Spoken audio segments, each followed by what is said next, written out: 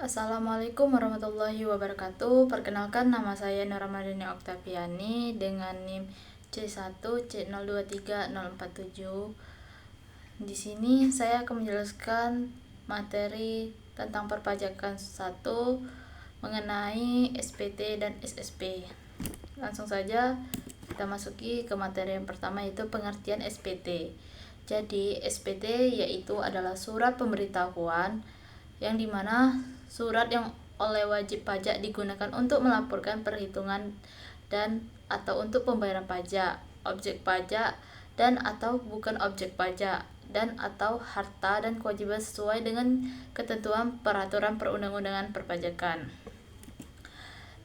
Kemudian ada fungsi SPT. Nah, fungsi SPT itu berfungsi sebagai surat pemberitahuan bagi wajib pajak, yaitu pajak penghasilan, sebagai sarana untuk melaporkan dan mempertanggungjawabkan perhitungan jumlah pajak yang sebenarnya yang tertuang, dan untuk melaporkan tentang yang pertama, yaitu ada pembayaran atau pelunasan pajak yang telah dilaksanakan sendiri dan atau melalui pemotongan atau pemungutan pihak lain dalam 1 tahun pajak atau bagian tahun pajak. Penghasilan yang merupakan objek pajak dan atau bukan objek pajak. Yang kedua ada harta dan kewajiban. Yang ketiga ada pembayaran dari pemotongan atau pemungutan tentang pemotongan atau pemungutan pajak orang pribadi atau badan lain dalam satu masa pajak sesuai dengan ketentuan peraturan perundang-undangan perpajakan. Selanjutnya ada prosedur penyelesaian SPT, yaitu ada yang pertama ada wajib pajak sebagaimana mengambil sendiri surat pemberitahuan di tempat yang ditetapkan oleh Direktur Jenderal Pajak atau mengambil dengan cara lain yang tata cara pelaksanaannya diatur dengan atau berdasarkan peraturan materi keuangan wajib pajak. Juga dapat mengambil surat pemberitahuan dengan cara lain, misalnya dengan mengakses situs Direktorat Jenderal Pajak untuk memperoleh formulir atau pemberitahuan tersebut. Yang kedua ada setiap wajib pajak mengisi surat pemberitahuan dengan benar, lengkap, dan jelas dalam bahasa Indonesia dengan menggunakan huruf Latin, angka Arab, satu mata uang, rupiah, dan menandatangani serta menyampaikan ke kantor Direktorat Jenderal Pajak tempat wajib pajak yang terdaftar atau dikukuhkan atau tempat lain yang ditetapkan oleh Direktur Jenderal Pajak.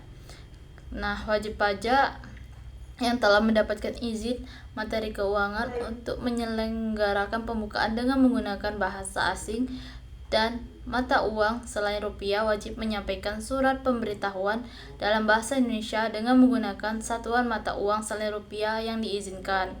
Yang ketiga ada penandatanganan SPT dapat dilakukan secara biasa, yaitu dengan tanda tangan stempel atau tanda tangan elektronik atau digital yang semuanya mempunyai kekuatan hukum yang sama.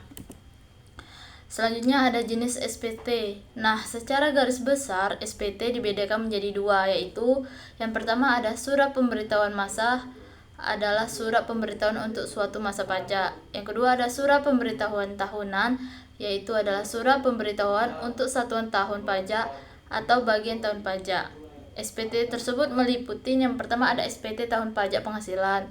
Yang kedua ada SPT masa yang terdiri dari yang pertama ada SPT masa pajak penghasilan, yang kedua ada SPT masa pajak pertambahan nilai, yang ketiga ada SPT masa pajak pertambahan nilai bagi pemungutan pajak pertambahan nilai tersebut.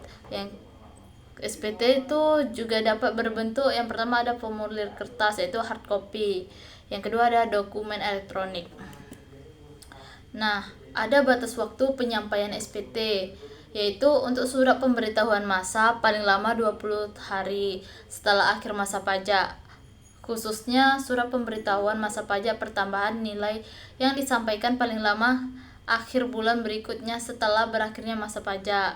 Untuk surat pemberitahuan tahun pajak penghasilan wajib pajak orang pribadi paling lama 3 bulan setelah akhir tahun pajak. Untuk surat pemberitahuan pajak penghasilan wajib pajak badan paling lama 4 bulan setelah akhir tahun pajak.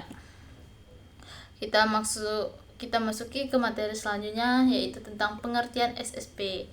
Jadi SSP adalah surat setoran pajak yang dimana bukti pembayaran atau penyetoran pajak yang telah dilakukan dengan menggunakan formulir atau telah dilakukan dengan cara lain ke kas negara melalui tempat pembayaran yang ditunjuk oleh materi keuangan. Nah, fungsi SSP yaitu SSP berfungsi sebagai bukti pembayaran pajak apabila telah disetujui oleh penjabat kantor penerimaan pembayaran yang berwenang atau apabila telah mendapatkan validasi. Tempat pembayaran dan penyetoran pajak. Yang pertama ada bank yang ditunjuk oleh materi keuangan. Yang kedua ada kantor pos. Nah, dari materi tadi, maka dapat ditarik dengan kesimpulan bahwa surat pemberitahuan SPT adalah surat yang oleh wajib pajak digunakan untuk melaporkan perhitungan atau pembayaran pajak, objek pajak, dan atau bukan objek pajak, dan dana atau harta kewajib sesuai dengan ketentuan peraturan perundang-undang perpajakan. Nah, fungsi surat pemberitahuan wajib pajak, pajak penghasilan sebagaimana saranan untuk melaporkan, mempertanggungjawabkan perhitungan jumlah pajak yang sebenarnya yang tertuang tentang pembayaran atau pelunasan pajak harta dan kewajiban dan pembayaran dari pemotongan. Alasan mendasar mengapa SPT tahunan harus dilaporkan adalah karena diperintahkan oleh peraturan perundang-undang. Setiap wajib pajak diwajibkan untuk melaporkan SPT tahunan sesuai dengan ketentuan yang diatur dalam Undang-Undang Pajak. Jika kewajiban ini tidak dipenuhi, maka wajib pajak tidak dapat dikenai sanksi.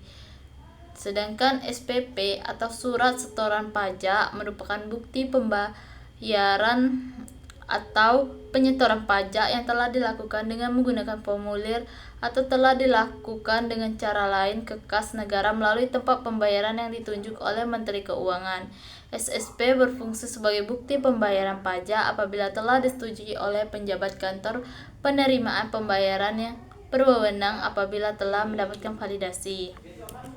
Sekian materi dari saya, kurang dan lebihnya saya mohon maaf. Saya akhiri dengan wassalamualaikum warahmatullahi wabarakatuh.